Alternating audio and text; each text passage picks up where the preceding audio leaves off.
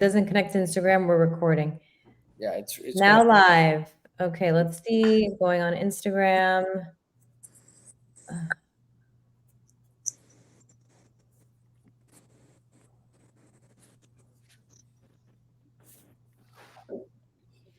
Well, feel free to talk amongst yourselves because we are live. Well, listen, I thought I had a better Sam. Oh, wait, he showed up. I thought I had a better chance of seeing Jesus than you on this thing tonight because I don't know what the hell was going on, but I've been waiting 20 minutes for this podcast, so it better be good, folks. Okay? Oh my God. It says it's connecting, but I mean, we can still record because we're still live. All right, it's still recording. It's recording now, so. Hello, everybody. Melanie, your time. Well, first off, thank you, Dr. Adamo, for coming on our podcast. I'm the only one without doctor in front of their name. So it's okay, but you're wearing the scrub cap. 4 doctors and a fool. That's the name of the podcast tonight. Oh my goodness. You're very, very kind. Very, very kind. So we want to start by talking about your story. We want to hear just a brief introduction about why and how did you know you wanted to enter cosmetics? It's always a good story to ask someone also in cosmetic dentistry, someone very accomplished. So it's fun to reminisce on that moment when you first kind of began dentistry. That's actually an awesome question. No one ever asked me why cosmetics. They always ask me why dentistry. That story's easy. Okay. But the cosmetic one is kind of interesting because I actually really did not know. And all I knew was I love to make things look really cool and good in dental school. So I was the guy who stained and glazed everybody's crowns. I was a guy that I loved playing with wax. I liked recreating stuff. So that artistic side kind of came out before I even knew what really cosmetic dentistry was. Because the reality is when I got into private practice, I didn't know anything, right? And we had a study club in my office. My ex-boss and then ex-partner had, and there was a dentist in that study club who was the only accredited member in the AACD in all of Long Island at that time. Mm-hmm. And I presented a case and he saw my preps and he was like, wow, you have good hands, but you don't know shit. And I was like, oh, okay, thanks. Nice. So he actually said, you got to do 2 things. You have to understand and learn occlusion, which we know nothing about when we get out of dental school, unfortunately. So I went to the Dawson Academy. And then he said, I'm going to take you to AACD. So my first AACD meeting was 2007 in Atlanta. And I remember walking around and they have the posters up of the newly accredited members. And I would see the before and afters. And I said to myself, one day I'll kill to do work like that. And I don't care what it takes. So I didn't really know that I wanted to do cosmetics. By the way, we're on Instagram. Awesome. What's up, folks? Hello, everyone. Okay, continue, please. Yeah, I didn't know. I mean, I didn't walk out of school saying I wanted to be a cosmetic dentist. I just wanted to be good at what I did.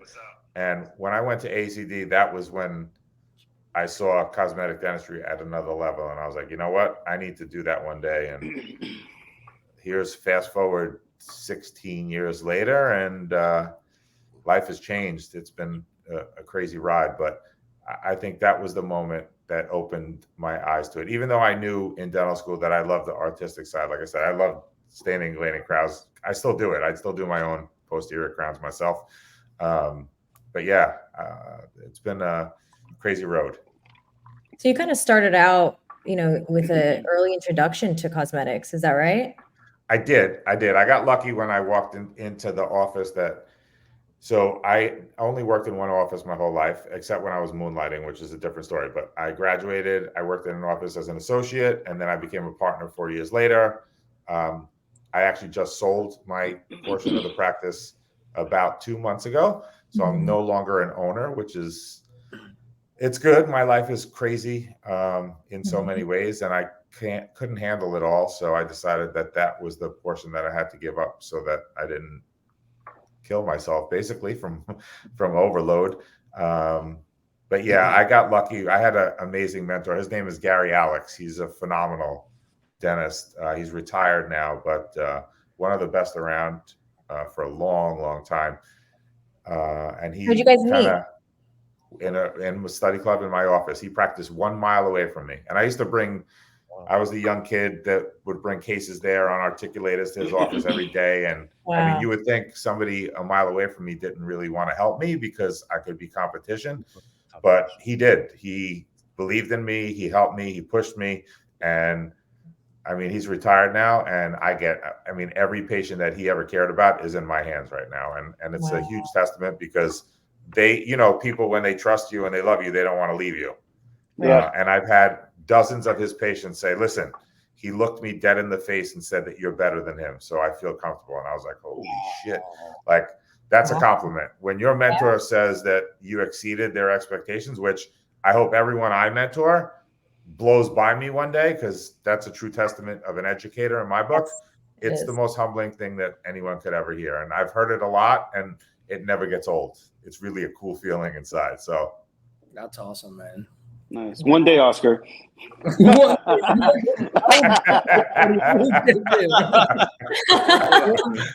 only hope is that one day when I finish my preps, Fetty's gonna look at him and just not have anything negative to say. Hey, did you hear my comment about seeing Jesus? That applies to that right there too. One day, sir. He's like, he looks at him, he's like, you're not there yet. Keep working, buddy. Keep working.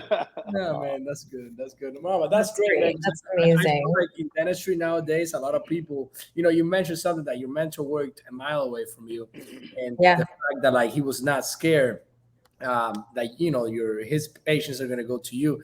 And I think that's something wonderful, because a lot of people in dentistry nowadays are very they're very greedy. They're very scared about like sharing and stuff like that, because they think that the other person is gonna take away their patients. Yeah, and for example, like the four of us, we work very close. Melanie and I closer than Fetty and Bart, and we are always trying to improve on each other and trying to help each other out. And I don't really believe that there's really a competition, man. Even if we're a mile away, my patient base is different than yours, and I think that just as in general, like it's a really cool thing to add to dentistry, and not really get so close-minded into just being so selfish. The more we know, there's things that Fetty has taught me a lot. And believe it or not, like I taught him a couple of things when it comes to the digital and different things. And we just keep building on each other. So it's kind of a cool thing to have this kind of camaraderie. Everyone has their 100%. Own touch in dentistry as well. Dr. Adamo, you definitely have a very unique touch to your work. And I also noticed that through your photography. So I think this is a great time to ask you how you started your dental photography. Do you recommend dentists to take courses on dental photography? Just talk a little bit about it, because you're really good at it. You're very talented. Thank you. Thank you very much. I mean, listen, I think I'm not even going to say cosmetic dentist. I want to say, if you want to practice above average dentistry, and I'm not saying elite, I'm saying above average solid dentistry, if you don't own a digital camera, don't even put yourself in the category, because that's one thing you cannot practice without. It has nothing to do with lip art and fruit and beautiful lips. That's all fun and games. But the reality is to communicate with your patients, communicate with your lab, communicate with yourself, to show yourself how you can improve over the years. If you can't document, you're out. Give it up. I actually school either. No, they don't teach you that in school. Which they shouldn't even give you loops at first, because you can't see shit anyway, so it doesn't matter. They should give you a camera, because if you can prep it and then take a picture, you're like, oh my God, look how big. I mean, listen, you guys are all digital, I'm assuming, right? So the first time you saw your prep under a scan, you're like, holy shit, I suck, because it's 14 times magnification. You're looking at 2.5, 3s, 5, whatever all of a sudden you see it on the computer, like, oh, that's not my prep. Of course it's your prep, you just don't want to admit it. So digital dentists, in my opinion, your hands get better faster because everything's magnified, right? So go back to photography. If I never saw my work, how can you improve? Zoomed in at 1-to-1, you can't improve. So for me, accreditation got me into very basic photography. I learned how to take beautifully framed photos before and after. They're raw, so you can't edit them. So I can take a before and after, and the only difference is the dentistry. And then years ago, I was not a social media guy, whether you believe it or not. I hated it. I deleted Facebook because I got in a fight with my sister over a picture of my niece, and I was like, this is bullshit. So I just didn't want it, right? And I had an assistant when I started doing this was before the photography stuff. She goes, you need to do social media. I'm like, I'm not doing anything. Even my IT guy, I go, here's my password, log on to Facebook, post whatever you want. So she goes, why don't you do Instagram? I go, well, what the hell is Instagram? She goes, yeah, just put like a before and after. I'm like, okay. So I went on, and I had great case. I was already accredited, so I had really nice before and afters. And then, people start following you, you start following them. And I started seeing these pictures from these two guys in Venezuela. And I was like, holy shit, what is this? They're surgeons, but their photography was ridiculous. And I'm like, you know what? I need that in my life. So I messaged one of them. I said, I don't care what it costs. I'm flying you both to New York. You can stay at my house. I don't know you. You're going to teach me everything you know and then go home. And Eduardo and Jesus, I swear to God. Jesus, Chewy. Chewy, yes, Chewy and Eduardo. My girlfriend at the time was like, wait, you did what? I'm like, don't worry about it. These two Venezuelans are coming over. You have serious problems. So we spent 5 days in my office. They changed my world. And then about a week later, they messaged me because I started doing lip art. They were like, what the hell happened to you? I'm like, what do you mean? Like, your photos went from decent to like ridiculous. I'm like, yeah, I don't want to stop. Like, I never put a camera down after. And that's how my like lip art journey. And now it kind of whirlwinds, right? Like when somebody knows that you do something, more people want to get involved. So I have like 5 patients who are ridiculous makeup artists, and they're like, we'll come to the office and we'll do this. So I do a photo shoot once a month in the office with either my team member, like I'll take my assistants, they'll model a patient, they'll model. And we just do like holiday themes. We have fun. I mean, what do I really get out of it? I have a good time. I get people like you to notice it, so it kind of works out good. I'm not gonna lie. I did a photo shoot and I bought a bunch of freaking fruits and I had lipstick and I'm like, I'm gonna copy this guy. That was before I so that inspired me to be like, I gotta make one even better. So I love it. I started taking photos in in my like early on in my career. I have a story because I have a lot of people that ask me, I like your photos. I'm getting better every day, and so I bought a new setup and everything. And just for like new dentists, for example, like my first Smile Design case, I took regular photos with an old camera. I think it was an iPhone. I posted that, and I got no response on this thing. As a couple months later, I met this photographer. He came to the clinic. I ended up, and he ended up doing the photos for me. So we had I did something for him, he did it for me. So I would bring the patient, I brought the same case back, and I had him take professional photos. I posted those photos. Within 2 weeks, I got a patient for a Smile Design. There you go. I realized 100%. You got to show it. And picture it didn't happen, capture it with a camera or with an iPhone. I mean, you can capture some things, but you're not really going to get that amount of detail. Quality. Sadly, we're like in a world where it doesn't matter like what it is. They want to see those pictures. You got to get in order to zoom in and show everything the way it's supposed to be. And I shoot like you. My camera, it's raw and regular. So every time I take a photo, I get 2 out of it. And I document every single thing. Yeah. The way that I say is very important. Everything. And I'm just going to let people judge, and then I'm just going to get better because I know that I put something out there. And every time I look at it, I know that tooth is crooked. I know Fetty has a couple of cases of mine that he's like, that tooth is crooked. But, I left it there because it's like a proof to myself that next time I'm going to do better. So I recommend. And it's a good way of educating the patient, treatment planning the patient, showing them what you're capable of. Things like that are very important nowadays. In this day and age, dentistry has to be done with photography. You have to be documenting your cases. Yeah. And anything, if you want to get accredited by ACD or any place, the photography matters. No, you're not going to get a great case. It's like, forget your name. Those cases are your badge, and I'm 100%. proud of every single one. Doesn't matter if it's a case that you're very, very happy with or that you could have done better. It's educating you too, because you're like Oscar, like in that case, you knew next time that's not going to Right. happen. Right. Right. So, and then as we get better in the photography, our better our cases get, and etc. It's just learning, but photography is a must. That's why I think it's great that Melanie mentioned this. And Yeah. the other thing would be, you know, what course is obviously your course in photographies, and taking your stuff with Dr. Shea would be amazing. But any other suggestions you have for new dentists, Adamo, for them to know how to better their photography skills and their communication skills, because it goes hand in hand. Yeah, I mean, listen, I think courses are a must, right? There and obviously, I think Amanda and I do a really good job of a course, but there's other great photography courses out there. Miguel Ortiz has one. Nate Yang and Johnny, I can't pronounce his last name, out in California. Kalen Pop online, like go on, you look at something, right? Just do something, and honestly, take pictures. Yeah. I think the important thing is, you know, some of these young dentists get out of school, they can't afford a class yet, right? So do something. Just find a mentor, find someone that can help you, because we're all willing to help. You know, I mean, my time is a little crazy. I probably mentor 85 people for accreditation, and it's insanity. But I can't say no, because I remember when I had nothing and I had no one, and that one guy believed in me. So I was like, shit, I'm going to never say no to anybody, because I wouldn't be where I am if I didn't have a mentor. And I could have taken all the classes in the world.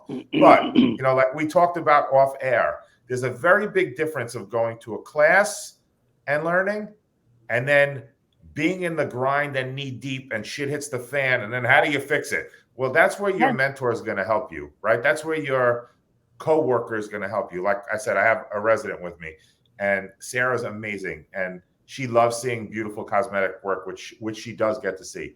But she loves even more seeing me mess up, which I do often because I'm a cowboy. And how do I get out of it without anyone knowing that anything ever happened? So there's so much into that. And that even with photography, take pictures, even if they suck, who cares? Ask a mentor and say, hey, my pictures looks like this. What's wrong? And if they're a good mentor, they'll teach you. And then eventually, when you can afford it, you go to classes, because there's nothing like good hands-on. And again, Amanda and I are really hands-on focused in our stuff, but there are so many others out there. It's not just what we do, but we designed our courses based on our experience, and we really believe in hands-on. We're not sponsor-oriented, because we want people to leave a course on Saturday and go Monday and say, I could do this on Monday. There's a lot of courses that you go to that you might need to take it twice, or it takes a little while to sink in, and there's a place for that in dentistry. But you want to get back and feel confident on Monday, especially when you start paying some of the prices. CE is not cheap, so it's tough. No. Do you find that prospective patients gravitated more towards your portfolio work when you started your case documentation on social media? Yeah, that's a great point. So I get so many patients from social media. It's kind of wild. And I was going to say a story before, Fetty, when you were talking, but I'll tell you one, for example. I'll never forget this girl. She was from Maryland, and she messaged me on Instagram, and she said, I want you to do my full mouth. And I was like, okay, where are you from? And she told me the town, and I was like, all right, listen, I'm very happy for you to drive 5.5 hours here for every appointment. But my mentor, who taught me in AACD, Brad Olson, is 4 minutes from your home. I'm begging you, because I'd let that guy work on me. And you know what she told me? I already looked him up. He doesn't have Instagram, and I want to be on your Instagram because I like your photos. And can we do a photo shoot when we're done? And I was like, is this a joke? And she drove 5.5 hours for 9 months straight because I had to do implants. I finished it, and sure as shit, I hired a makeup artist, and we did a photo shoot, and that's all she wanted. Wow. It's awesome. And it was kind of crazy. So yes, it works. I don't look at my dentistry through that light, but I mean, I had another patient come in last week, and he watches he's hysterical. He goes, listen, I go to these big time New York City people, and I watch your lives, and I made them watch it with me, and they said you're the real deal. And I was like, well, thanks. I appreciate it. I appreciate it. But yeah, this guy came to me because I don't know how the hell he stumbled on me, but he watches my fellowship lives, and he's like, I never saw somebody play so much detail, so I want you to pay that much detail to my work. I'm like, okay, no problem. So before all the social media and the marketing and acquiring patients through that, how did you get patients? And do you remember your first big cosmetic case? Yes, I do remember my first big cosmetic case, and it's an interesting story. And aside from social media, Melanie, I'm going to say one thing, and I believe this. People come to us and they love you because of your character. Right. So I have a patient who I've been seeing for years. This poor lady, every time she comes in, there's a disaster. And yesterday was no different. She came in for her recare visit. She had a huge cavity on like 20 and a failing implant on 10. And as soon as I said it, I saw the tears in her eyes. And I was like, Ms. Aline, don't worry about it. Whatever I got to do, I'm going to make it right. And she left crying. And she came back 2 hours later with a $200 gift card and a note. And she said, the only reason I stay with you is because I never doubt that when something goes wrong, you're going to fix it. And it's not about social media, and it's not about any letters after my name, especially my stupid ass last name, which is 37 letters long. Anyway, I don't need any of that. I never did wrong by a patient, ever. And it's about character. And we all mess up. I mess up all the time, but I do the right thing. And I think that gets a little overlooked now because everything is about social media and flash and this and that, and that's great. And it's amazing. And like I said before, we meet amazing people on social media. I get amazing patients on social media. But the reality is they come to you because of your character and your soul. And I will firmly believe I'll never change who I am inside because that's why I'm busy. Not because I'm a fellow, not because I'm this or that, or I do lip art. That's all bullshit in the grand scheme of things. The reality is it comes from the heart. And when you have heart, people, they know it. They know it right away. So I believe that. And I think your question was great, but I think life is too glamorized now on the telephone and people forget who they are. And I think that's why certain people are super successful because of who they are, not because of what people think they are. Right. I want to add to that, if you don't mind, really quickly, because it got me thinking. Because when it comes to social media, and you were talking about your character and how it was very evident for this patient to notice that about you, but seeing you in person. So when it comes to social media, what is your thought about combining, your personal and professional, and how can someone see your true character online? Well, nobody wants to see my personal life online. I'm sorry. Actually, they might. It would be the best fucking reality show that ever existed. No, I'm kidding. I'm kidding. Well, there has to be a little bit of raw authenticity. Yes. What is your opinion on that? And you know what? I will say this because I can tell through your. Didn't I email you and tell you do not ask me this question? I said, do not talk. Don't ask me about my personal. I'm kidding. I'm going. Just briefly talk about the concept. I think it's interesting. Well, listen, I think you have to be who you are as a person on social media. And I think, honestly, like I do a lot of podcasts and I've done a lot of lives and I try to be me and who I am. I do think this, though. I do think your personal, like your legit personal life, I do not mix that with business. Mm-hmm. And I will tell you why. And it's not because I'm ashamed of it or I'm trying to hide it. But shit happens in life and there's a boundary that shouldn't get crossed, in my opinion. Mm-hmm. I'll give you an example. I have a really good friend who got married late in life and his wife was older and they got pregnant. And this guy was through the moon happy. And God bless him. I was so happy for him too. But what did he do? He started posting pictures of every step of the way. And I was like, bro, as your friend, God forbid. And what happened? She lost the baby. And he went silent for months. And I knew it because he called me and he goes, I got to talk to you. I go, bro, you don't have to say nothing. I already know the answer because you posted you made business and personal mix. Something tragic happened, which sucked. I hate that for you. But now the whole world knows, and now you got to answer questions you don't want to answer right now. So I do not. You don't see pictures of my niece and nephews because God forbid I don't want that. I'm sorry. That's just the way I think, and maybe I'm wrong. And I know people use social media for their personal stuff, but the world is not. It's crazy.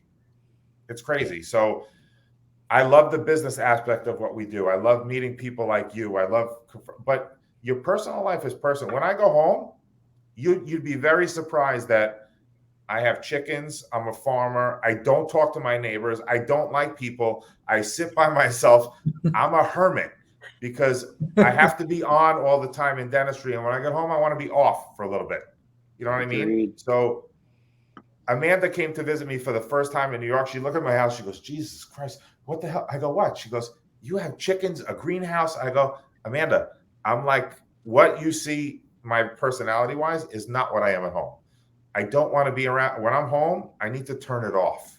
And I don't like to mix that. Yeah. And I get very scared because if God forbid something happens, I don't want to have that conversation. And I know people do it, and that's their right to do whatever they want to do. I'm not judging anybody.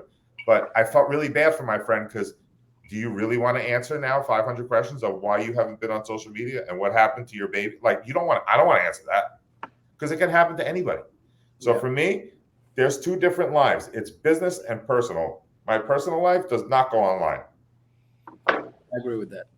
My business life, I love it. It's amazing. Well, yeah, separate it.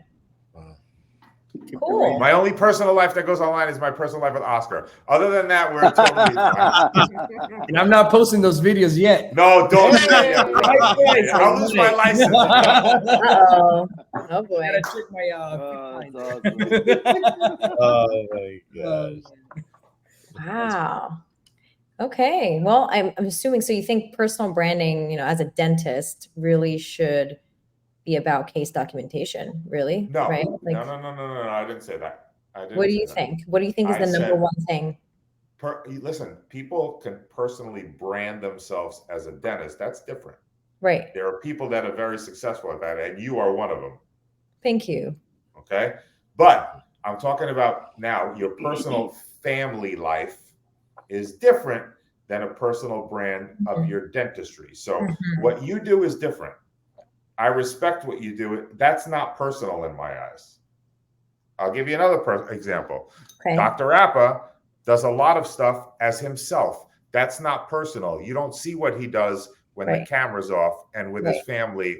That's a different issue.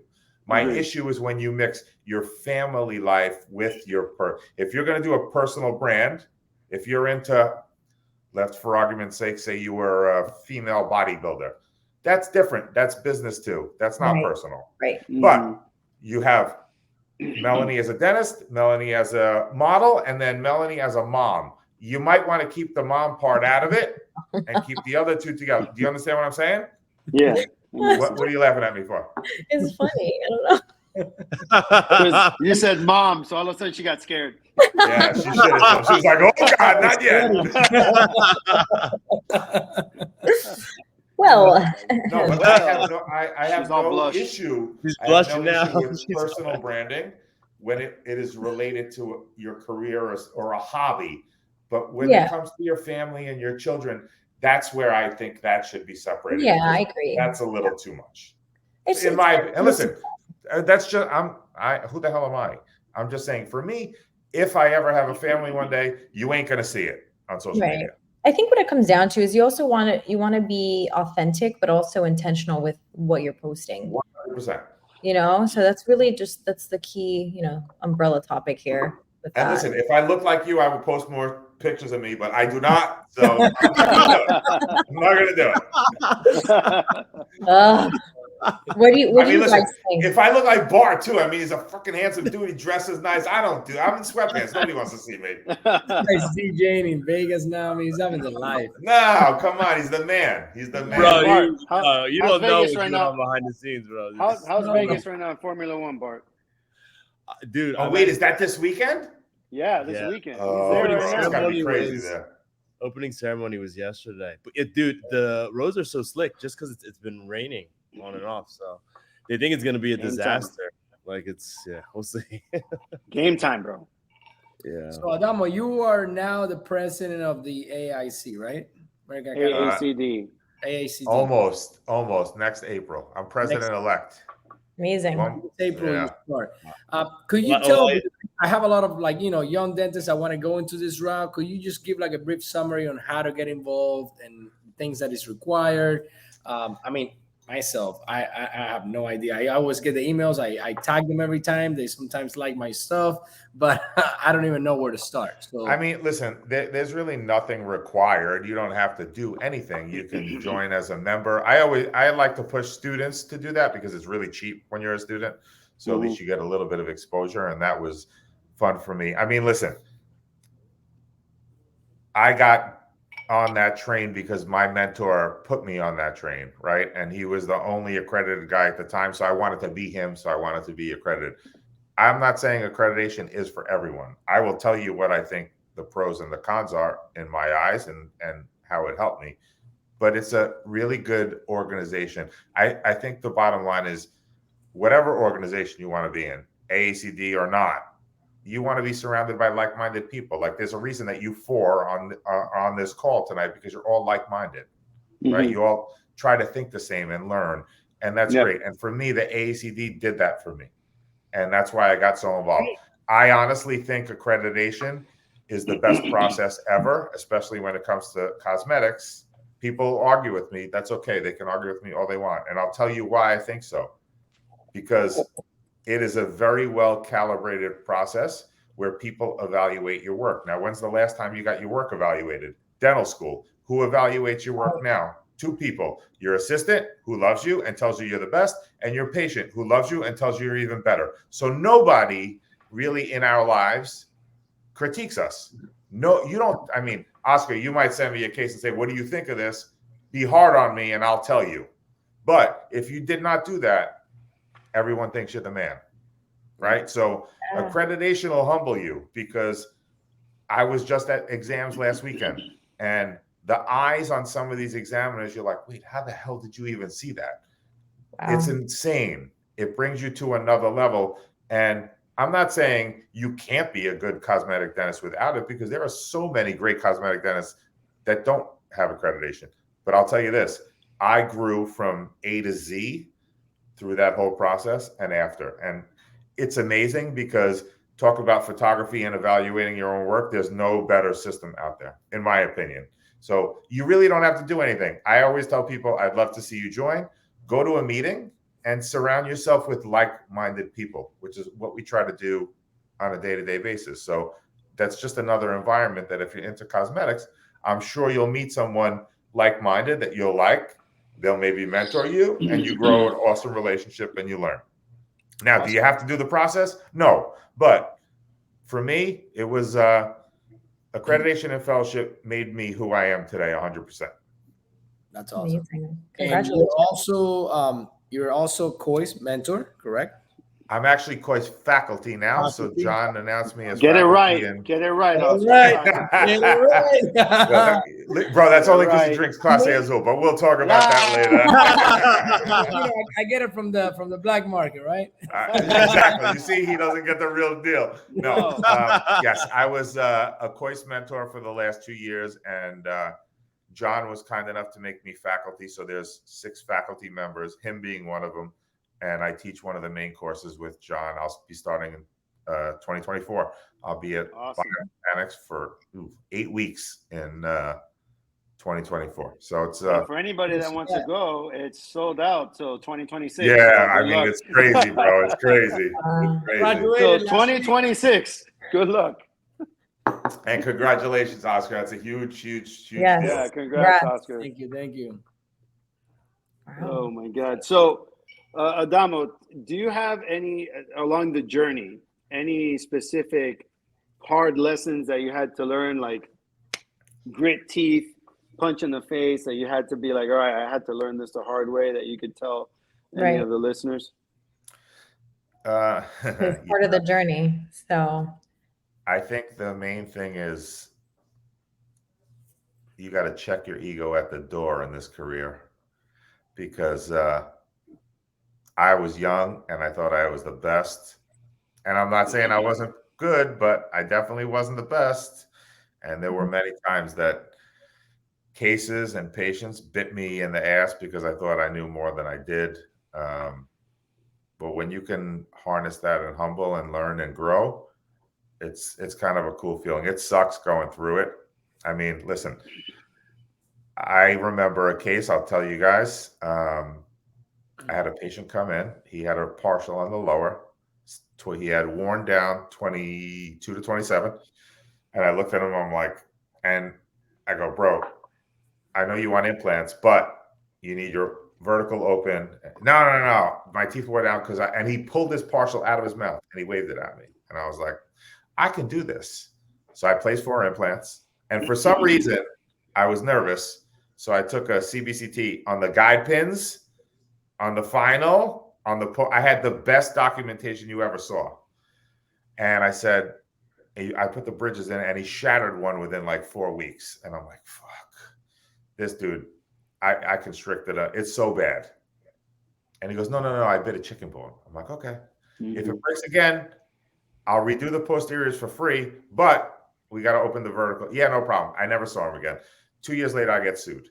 And my heart drops because I did everything to the nines, bro. When I went in front of the board, they were like, we've never seen documentation. And guess what? I lost. They settled. I didn't lose. Nothing, whatever. My ego couldn't handle the fact that this guy was going to get paid. I was like, no, F it. Fight it. They were like, it's going to cost more money. I'm like, I'll pay it. I don't care. My ego's not going to. No, I didn't do anything wrong. So what's the moral of the story? Be humble and be kind and do the right thing. Because as we talked about before, yes, people come to us because of our social media and how we present ourselves, and that's all amazing.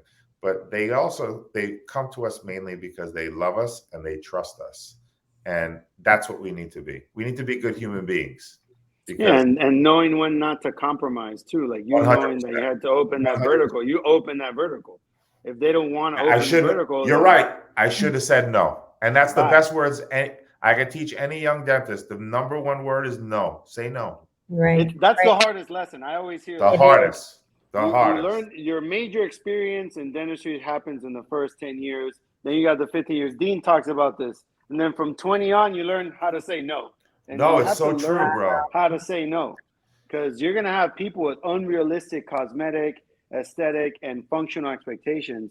And you have to be able to look at the case, one, be able to say, is this patient right for me? Is this person and I going to be able to do this together? You're 100% right. And then two, is that case worth it? Is the ROI of whatever the cost of that case is going to be worth my headache with that person and with the case? And we've all in this room had patients that we look at that schedule and we're like, fuck, I wish I didn't do that case. Right. No, so, and it's a reality.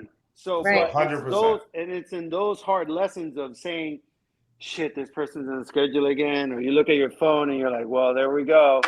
And it's learning to say, you know what, I'm not going to do these mistakes again. So that hard lesson for you, Adamo, was huge because it taught you, one, not to compromise, and also the ego check, but also when to tell somebody that this isn't going to happen. I know what my standards are, and I'm not going to move forward because it's going to be an issue. And this is a lesson that younger docs need to understand, because as much as they want to grow and as much as they want to be like, I learned this CE at Adamo and Amanda's course, and I want to do this, or I did course and I want to deprogram, but if they don't know how to handle that person and manage complications, it's going to follow your whole life. And don't do it. You got to be able to manage. You got to be able to manage complications, people complications, and dentistry complications, because the person at the end of the day is the hardest part of dentistry. Dentistry is easy. You learn it, you could do it, right? And as long as you keep practicing, you get better. But managing people is the key. Yeah. And I think Well Freddie has said. to do a lot with mentorship, man. And I'm glad that you guys Yes. talked about it because, for example, like I consider myself lucky to have you as my mentor, Freddie. Thank you. Some of the things that I've shown Freddie cases. Yo, what do you think about this case? Can I do it? And it's like you gotta open vertigo. No, but I cannot. It's like, bro, no. And he no, like it's a fucking no. Like that's it. Like Melanie, it's the same thing with me. She's talking to me last week about doing a case. I'm like, Melanie, do you want to deal with that patient? No, but she want Melanie. Do you I really know. want Yeah. to do this, Melanie?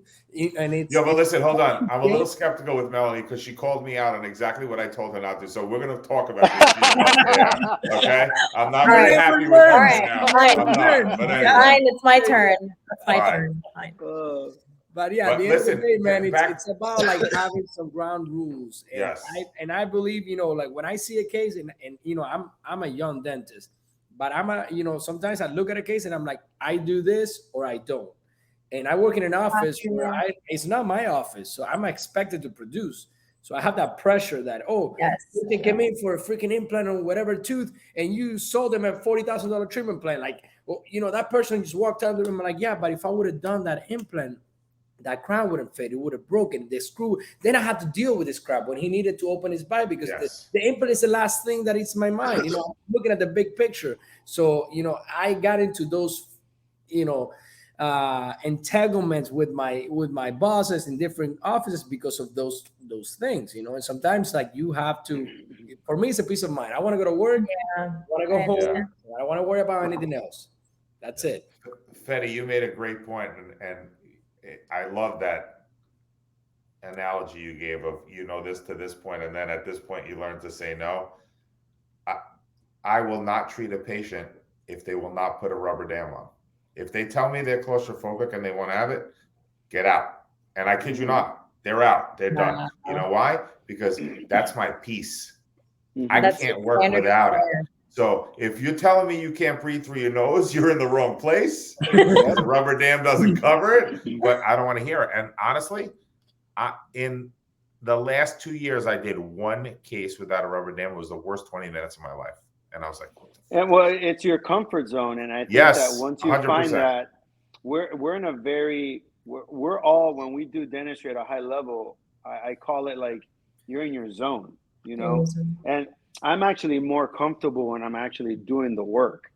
So if something like that for you gets you off, you're never going to You be can't on. do it. You're right. You're 100%. So and that patient is going to suffer because now they're not getting the person that they wanted to get. They're getting a different person. So Yes, I love so that true. you do that because you got to be 110% authentically you. And if that's going to make you who you are and in the zone, you have to do that. So that's huge. And I'm gonna say, Adamo, I'm already cementing my veneers with rubber dam. I'm doing a I split saw it, dam. bro. I love I'm doing it. a I split love it. dam, but I'm getting there, man. No, I'm getting it's okay. there. Listen, a rubber dam is better than no rubber dam. And the fact that you have any attempt to improve is amazing. So it's not easy the other way in the beginning, but good education and a good technique. Listen, I can't not cement a rubber dam the way I cannot, cement veneers the way I do now. And it doesn't take long. I'll do 10 veneers the way I do it in an hour. It's no problem. Wow. And I'm telling you, I call a blue rubber dam blue serenity. I don't even breathe. I'm like, oh my God, this is amazing. Because I can get up and walk out and they're like, there's no blood. I don't come back to blood. And so I'm like, oh shit, pink veneer, the worst feeling in the world. And when you're Because air braiding, you need that rubber dam. Oh, my bro. air abrasion is the best. Everywhere. I put it in, I air braid everywhere, then I cut it and I split it because I'm still not, I'm still not getting it. Totally in fine. Yeah. Totally fine. But I love it. Oh, I love it. Amazing. Amazing. Bart, listen, I have to throw this out there. You haven't said a goddamn word. Were you part of this last night? 'Cause what is going on, bro? We muted Tell him. us tell me about you lately, bro. I want to know. Quiet right now. No, I mean, listen, so last weekend my friend got promoted to partner. He's a GI doc. So I literally flew 5 hours to Scottsdale, Arizona, and then 5 hours back. Monday, Tuesday, I got my ass handed to me. And I was on the phone with Craig yesterday, this morning. Dude, I got uppercutted and haymakers thrown in my face. And then I had to show up to DJ yesterday, and I'm like, dude, I can't even do this set. So, but And I now talked you're to on Greg. this call. What the hell are you thinking? Yeah. Oh well, me and Greg, we FaceTimed, and then we handled the case, and I'm on the phone with our ceramist, and we're trying to work things out. It's literally an FMR that I'm redoing that I did, and it's because certain ceramics didn't seat the right way, and there's open margins. So, and this patient super high anxiety, so I ended up paying for the sedation, IV sedation for the case, because I attempted doing it on triazolam. I couldn't even deliver the upper. Yeah, So then, so I was like, listen, if I'm going to redo this, I need you to be under IV sedation, and I'm going to pay for it. So that I use the rubber dam. I use the rubber dam to remove all the ceramics, because I don't know if you're familiar, but anytime you have an anesthesiologist, you can't get any water go down, so you'll throw throat packs. But if you're removing Emax, you need a lot of water, and oh God, bro. Yeah, so I had to, and a lot of burrs. dude, 8.5 hours. This was last Thursday. That's crazy. So, and then now I'm dealing with exhausted.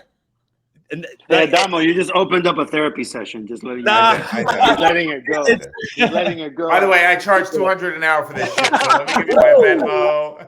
Yeah, no, but it's the mental. It's not the physical. I could do the 8.5, 12 hours, no problem. I mean, every Tuesday I work. The stamina. We all have the stamina. 8 hours. Yeah, and then actually volunteer. Listen, speak for yourself. Oscar don't got it yet, but he'll get there one day. I'll get there, man. Quick burst for Oscar right now. One day at a time. I love it. That's the truth. So I think, Adamo, the next thing is going to be to have you in Miami, brother. Yes, please. No, I got to come for sure. You got to come. Yeah. I got to figure out. So January, February is a little nutty, but March I can make happen. So I'll make a weekend. We'll do this in person. Nice. And, that'll be awesome. Well, I'm going to be in your area, January and February.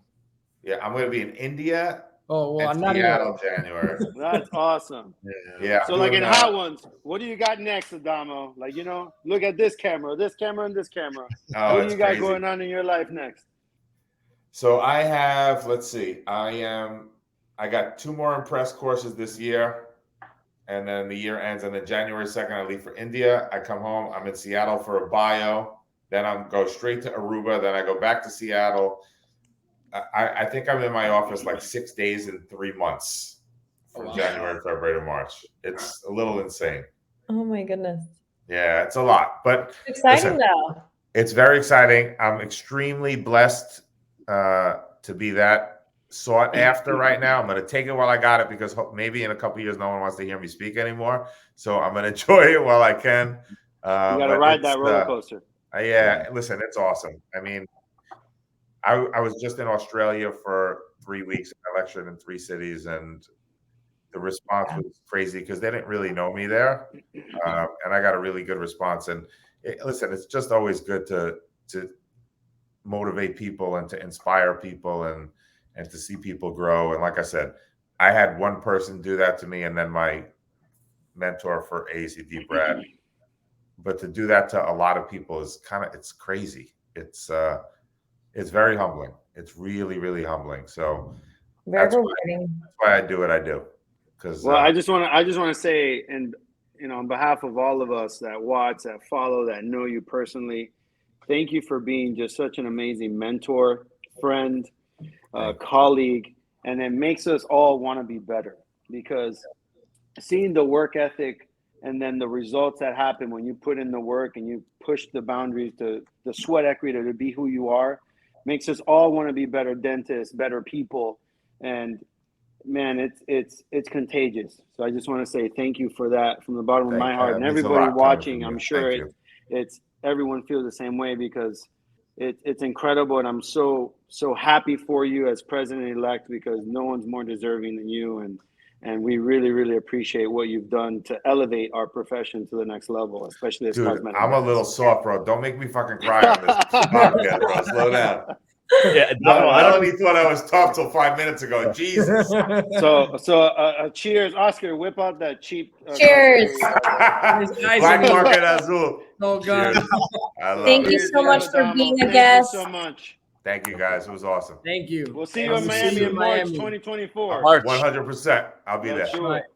Take All care. right. Good night, Take everyone. care. Good night. Good night, guys. Good night. All right. That was good.